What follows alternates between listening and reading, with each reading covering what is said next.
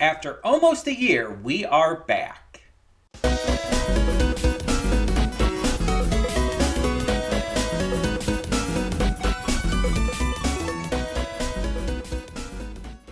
Hey everyone, welcome to Princess of Gay. I'm your host Connie, and today we are here with episode 1 of Symphogear GX.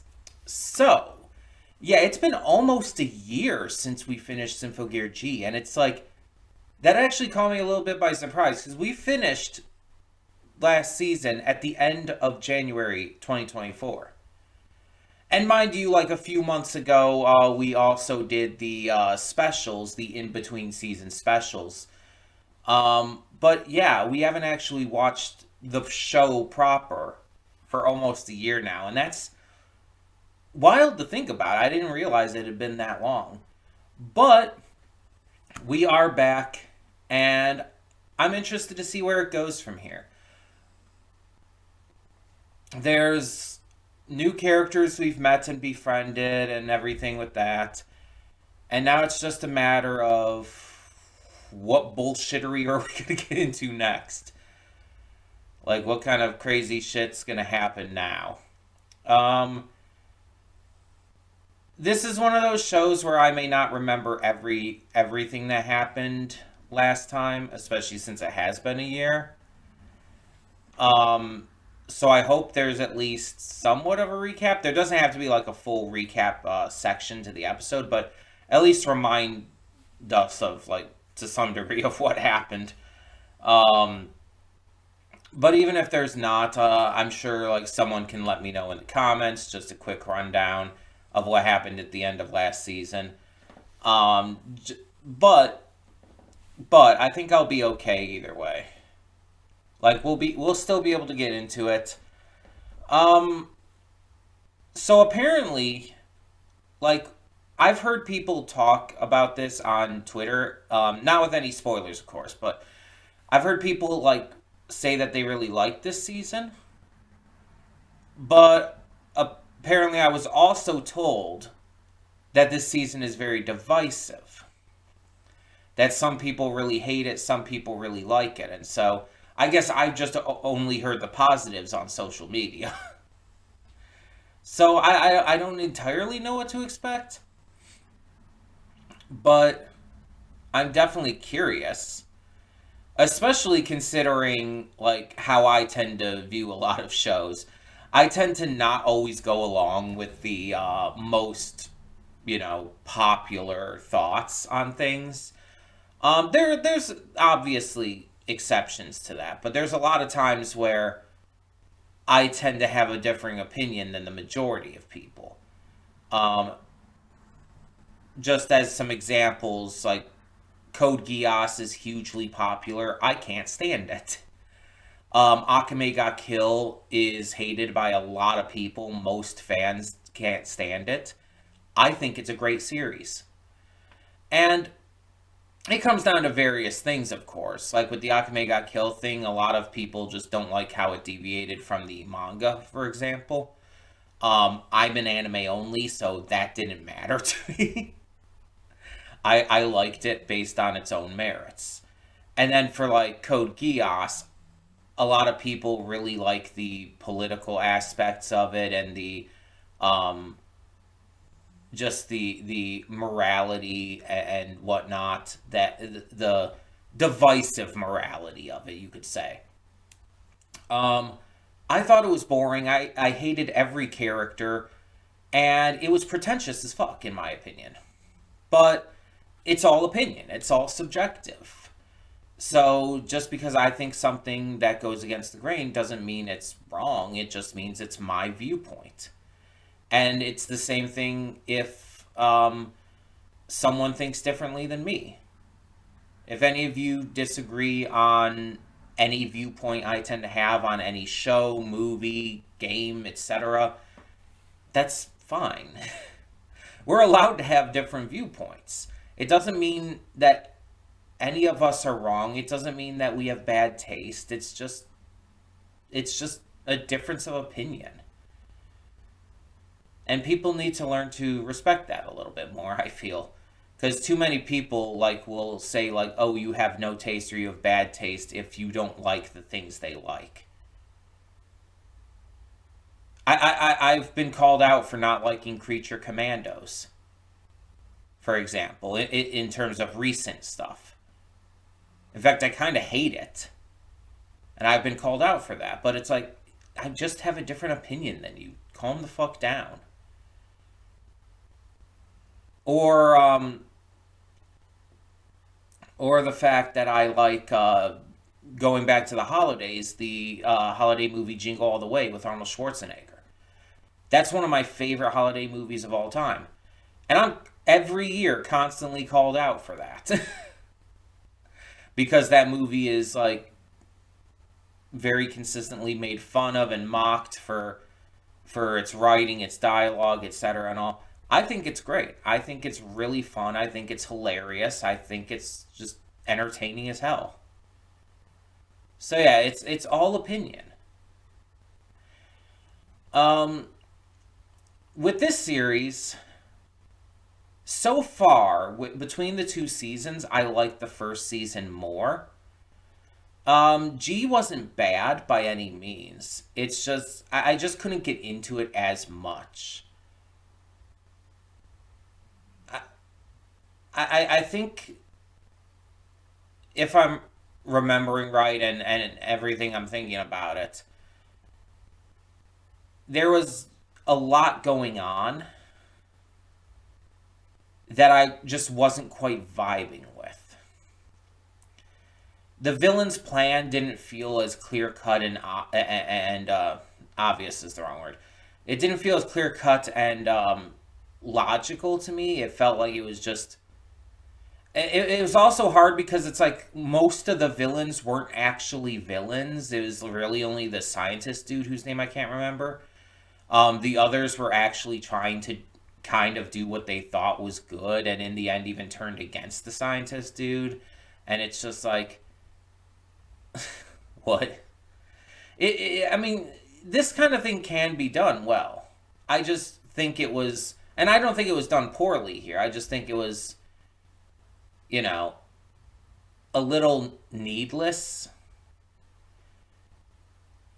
It just felt like it was trying to do too much for me. And again, I'm not saying it was bad. I want to make that clear. I liked G. I just didn't like it as much. Um, it was fun to watch though. It was fun to react to. I, I I got to have some fun, like kind of jokingly making fun of the new characters like Goth Lolly, Hatsune Miku, and everything. Don't remember any of their names, but yeah. And I feel like with the older girl, I can't I think she has like a reddish hair. Um, I can't think of anyone's names. Like I said, it's been a year, but like they almost tried to make her like um the the trauma baby character of the season more so than the others. And it's just like I just don't think it worked as well as like with Chris in the first season. Like Chris's arc and character and story and everything just felt more complete, for lack of a better word. With this other girl, it's just like it just felt like it was trying to recapture the same thing to me. But again, I want to make it very clear over and over again. It was not bad. It was still good. But I think the big thing for me, the big reason why I like the first season more is the kind of initial surprise of it. Because it was still new to me at the time and I didn't really know what to expect going in. The initial surprise in episode 1 of, people fucking dying everywhere, the gruesomeness and horrificness of that and how it was portrayed, as well as how intense the season got, and the crazy storytelling and character work. It's like all of that kind of combined to like give me this like really exciting experience that just won't be able to be replicated again. Not with this series, because I already know what to expect at this point. So it's like, I think that might be part of it too. Just the fact that it was so new and fresh to me at the time. And then with G, it, you know, wasn't. Yeah, I knew more to expect. And so it just didn't hit me in quite the same way. And that's not, again, that's not to say that it's going to be bad because of that. It just depends on how it's executed. Because I've seen plenty of shows that, yeah, surprised the shit out of me at the start, but kept that kind of exciting energy up. So yeah, I know nothing about this season in terms of new characters, in terms of the plot, or how much more intense it's going to get. I mean, I have no clue. I assume our new characters from last season are going to be back and are going to... Because they didn't really join our heroes at the end of last season. They kind of just, like, went their own way. Right? Unless I'm misremembering. I believe they kind of, like, were, like, on good terms with them, but didn't, like, completely join forces with them, if I'm remembering right. Um, we'll see, I guess. But yeah, it's going to be interesting to see how everything kicks off. Because my biggest issue with last season over anything else is that it didn't give us any breathing time. What I mean is that there was no moments to just calm down and take everything in. Like, you get right into shit right from the beginning, and it just keeps going and going and going, and doesn't give me any time to, like, absorb the information I'm given. I had to take a break in the middle of the season because of that. Because you know, I didn't... I wasn't able to absorb everything super well, and it was just, like, overwhelming me. So I had to take a break during the season and come back to it, and it was very much needed. I hope that this season has a little more downtime, um, because that is necessary. It's the same kind of principle, the same kind of reasoning as why you don't want to binge a show, in my eyes. Um, the reason I don't like binging shows is because you don't have any time to absorb the information. You don't have any time to really grasp what you're watching. You're just, like, moving on into the next episode, moving on to the next shit over and over again. So it's like you're just being, like, bombarded by all this information, all these episodes, everything. And it doesn't quite absorb as well as it needs to really hammer in the themes, the ideas, the plot, etc. Stuff that just works absolutely in every way better when the episodes come out week to week. I mean, I haven't even finished Squid Game Season 2 yet. And that's been out since the 26th of December.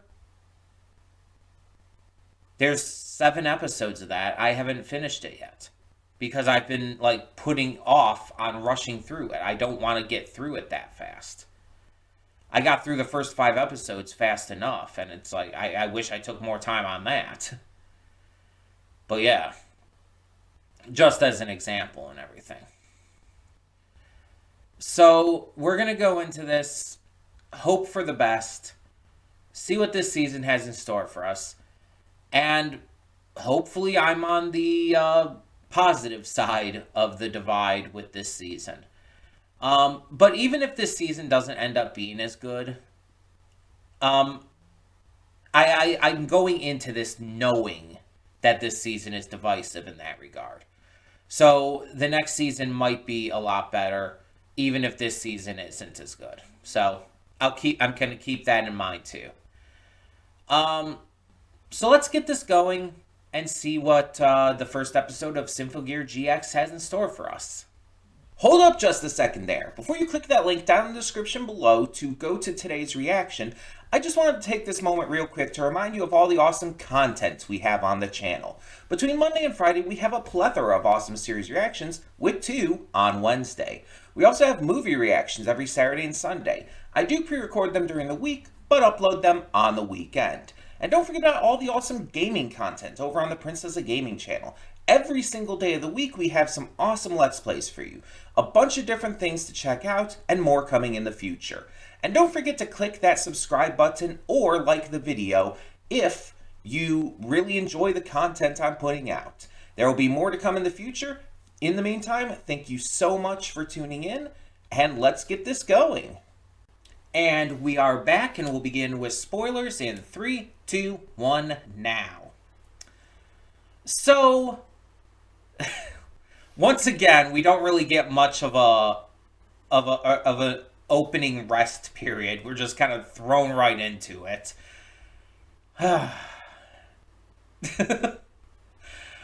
This series just does not want to let me, like, relax, does it? But this is interesting because we clearly have magic, I guess you could say allegories here. I don't think it's like actual magic. It's probably like some kind of like, technology like everything else has been, this alien tech and all. But it's like, it's manifested in like a magic way. I don't know. Obviously, don't tell me the specifics of anything. I don't want to know ahead of time. Spoilers and all that. But so this takes place, what did it say? Like a few months after the end of the last season? Something like that. And we see our heroes, like, accomplishing multiple things. They end up saving these astronauts and these pilots, and the body of Mother. I can't think of what her name was again. I think it said it, but I can't think of it right now. And we just see, like, how the others have become friends with our heroes. Like I mentioned, they're on good terms with them. They're not like working for the organization exactly, but they have aligned themselves with them. They are allies for sure. We see that Maria is like under I'm trying to think of the word, but all that's coming to mind is captivity.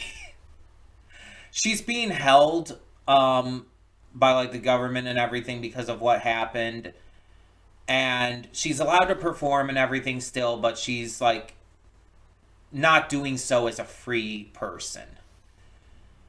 While everyone else is free and everything. But like, they don't, the other two, Godflali, Hatsune Miku, and her girlfriend, they don't have the linker, so they can't really join the fight, as we see. At least not right now. And so we're still kind of just, like, working with our main trio. And we get to see them do all this cool stuff. The entire sequence with them stopping the rocket and all, very clearly to show off like the improved animation. It definitely does so really well, showing like kind of what looks to be mixes of 3D and 2D in there, as well as just, general improvements. And again, not that the previous seasons looked bad by any means. They absolutely didn't.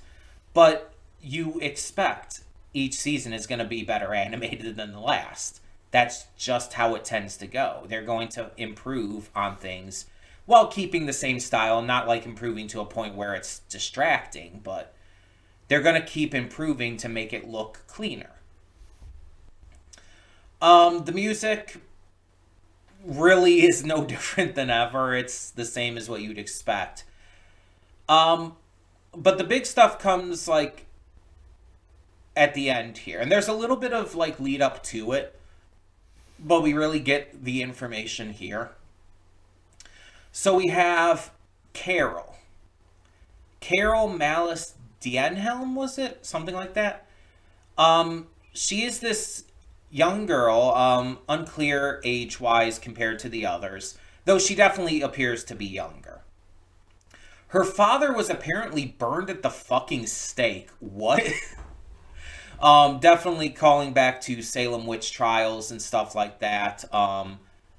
Or if you want to like make comparison to like something else I've reacted to, you could compare it to I guess Castlevania with with Dracula's wife and everything.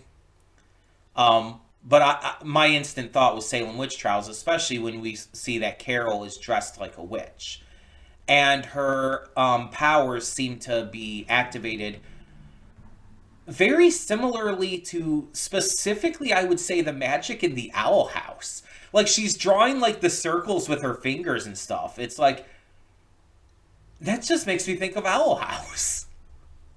And I don't mean that as a negative because I I think it's pretty fucking clear how much I fucking love the Owl House. I've made no secret of that. Um so it's like that's just an interesting comparison to draw here because this is older than the Owl House.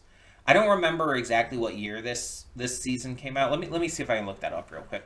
But Owl House only started in like 2019. It's pretty new. And I know there's like a few seasons for Symphogear after this one. So I don't know exactly when this started, but definitely not in 2019. Um 2015. Okay. Yeah, 2015 is when this one came out, according to what I just read. But also, there's this organization named Song. Are they new? Because I don't remember that. Though I could just be forgetting about something. They also just might be new. I mean, bringing in new things. So we see that there's also these robotic puppet things um, called what I just had it in my mind too. It was like auto something. Hold on, I'm gonna mute this and look back on it. I don't remember exactly what part it was.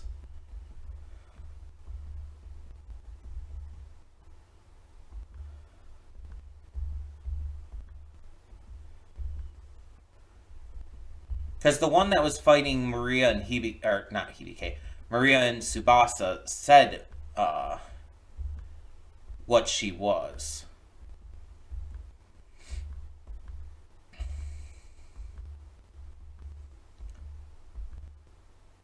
Also, I found Carol's name, Carol Malice Dienhelm.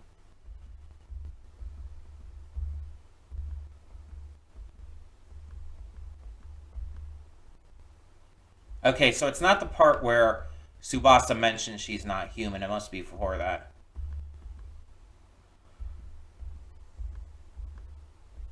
Auto scorer. That's it. I was just scrolling through just to find that.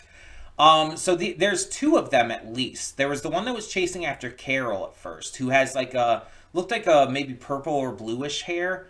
But then there's the one who's here fighting Maria and Subasa, and she has like brown hair with like the green stripes and stuff. Um, the stripes, now that I'm looking at them a little more closely too, do kind of look like they're ingrained in the hair, like not like they're part of her hair, but like they're like grooves within a solid object. You know what I mean? They don't look natural, is what I'm trying to get at. Um, so yeah, these are clearly supposed to be like some kind of like robotic puppets. Because even Subasa's like, that thing is not human and everything. So that's interesting. We're getting like androids, I guess you would say, is the most accurate. I don't think they're cyborgs. They seem more robot than not. And a cyborg is just a human with robotic enhancements. A android is a robot made to look and in some cases act like a human. So I'm thinking android. Um, But what is the purpose for them? Who sent them and everything? What is their goal? Let me see if I can try to find the other one. Because, yeah, there's the one with the brown hair with the green stripe who did, like, the kiss of death on the one guard. Just, like, sucked out his soul through his lips, which very much makes me think of, like, Poison Ivy, just obviously slightly different. Because not, like, poison kiss, but a little further than that. Okay, here we go. We see Maria running through, and yeah, there's this woman. She's presumably another auto score. Yeah, her hair looks. I mean, the only light we have is the moonlight that's behind her, but it looks like she has like some yellow or orange eyeshadow. She has like some blue and orange hair. She's also using coins. So I'm assuming she's also an auto scorer, unless maybe she's not. And maybe she's the one who sent the auto scorer after the others? I don't know. There's definitely a lot to theory craft. But we did have, like, a short little bit of scenes here where we did get a little bit of rest before, like, the real heavy shit kicked in. And we got to see, like, just more so than ever, like, the heavy gayness of this. I feel like this was like the gayest scene we've had so far. Cause it's like we see let me see if I can get back to it real quick. It's after that.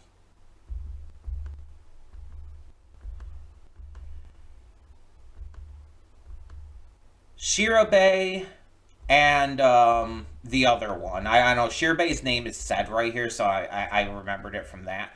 But they're holding hands, and Hibiki notices that, and she's just like, the blonde one is like, sorry about forgetting names so easily. She's like, Shirabe's hand is always so nice and cool that I can't help myself, and her response is like, and I feel the same way about your soft upper arm. And she starts like squeezing and pinching her arm. And it's like, okay, we get it. It's gay. But then Miku's like, oh my god, I have to try that. And she just instantly starts doing the same for Hibiki. And even Chris is like, god damn it, you two, get a room. After getting like all flustered from seeing them just be super fucking gay. It's just like, oh my god. Again, it's not like it hid it. It's not like this series has ever hidden like the obvious gayness of these characters and stuff. But it's like, Jesus. Like it got so gay at that scene that the series itself had to call them out. Which, you know, I mean, I'm fine with. Like, I'm not complaining by any means, but that's kind of silly. That's kind of silly. Also, Chris getting extremely flustered by it is interesting, too. I wonder if it's just out of jealousy. Like, maybe she's, like, you know, sad that they have like a partnership like that and she doesn't. I don't know. But yeah, there's definitely a lot of setup in this, and it definitely seems to be going a pretty interesting route so far, because we have these like android like robotic puppets. We have witch allegory, a lot of it. And just some really unique concepts that don't seem to like, I wouldn't say they don't fit in with this series normally, but they're very different than what we normally get with Symphogear, at least from the first two seasons. And I'm very curious to see how they work it comparative to like the normal stuff that they do. For lack of a better way of putting it. I'm very curious though. Based off the first episode, though, without really having much else to go on, like, I think it's a good start. I have no issues with it, at least. I don't know if what people's like complaints about this series are for those who didn't like it or whatnot for this season, rather not this series, this season. I'm wondering if it might have something to do with like the androids or the magic stuff. Obviously, as I've been saying, do not tell me stuff like that. I wish to remain spoiler free, and even telling me like what people like complained about with this season could spoil more than you realize. So, or I mean, it could be directly connected to some massive kind of spoiler. So yeah, just no spoilers. We'll figure things out as we continue to watch. And as always, because it's bound to happen, if there's anything that I missed or anything that I didn't quite like understand or even something I didn't quite just talk about because I was focused on other stuff or yada yada, and you want to know my thoughts, please feel free to leave your thoughts, your questions, etc. down in the comments below. Um, all comments on the channel really do help with the algorithm and everything. So please leave your comments here if you have them. But all of that being said, thank you so much for tuning in. And for now, I'm Connie and I'm signing off. See y'all next time.